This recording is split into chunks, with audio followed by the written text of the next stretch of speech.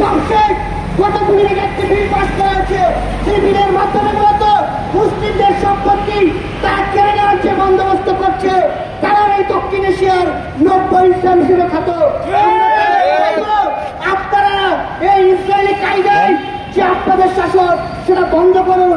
এদেশের মানুষকে বলবো, সারা দেশের খ্রিস্টান মুসলমান ভাইদের বলবো, আপনারা ফিলিস্তিনের মানুষের পাশে দাঁড়ান।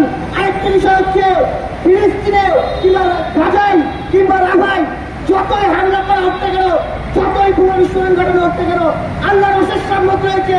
সেখানে মাটি থেকে মানুষ জন্ম নেবে, সেই মানুষের একদিন ইসরায়েলের দখলদারের বিরুদ্ধে প্রতিবাদ করবে।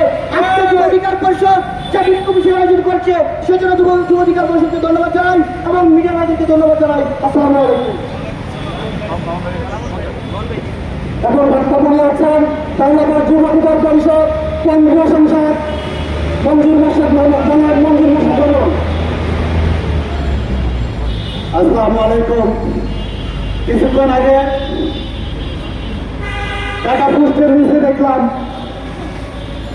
ফিলিস্তিনের শিশুরা বোমা আঘাতের মৃত্যুর পর যদি কেউ বেঁচে থাকে তাদেরকে টুকরো টুকরো করছে ইসরায়েলের সন্ত্রাস বাহিনী। আরেকটা 71 টিভির ভিডিওতে দেখলাম বোমা নিক্ষেপের পর যখন মারা যাচ্ছে ইসরায়েলের টেররিস্ট বাহিনী, তারা মদ পান করে মৃত্যু করছে। এর চেয়ে নৃশংস মানবিক অমানবিক বর্বরতা আর কিছু হতে পারে না। আমেরিকার পরে যদি এই ইসরায়েলের হামলার জন্য দায়ী থাকে, সেটা হচ্ছে ওআইসি এবং সৌদি আরব। তাদের নিরাপত্তা ইসরায়েলের সন্ত্রাসীকে উস্কিয়ে দিচ্ছে। যখন মুসলমানের গায়ে রক্ত জড়ে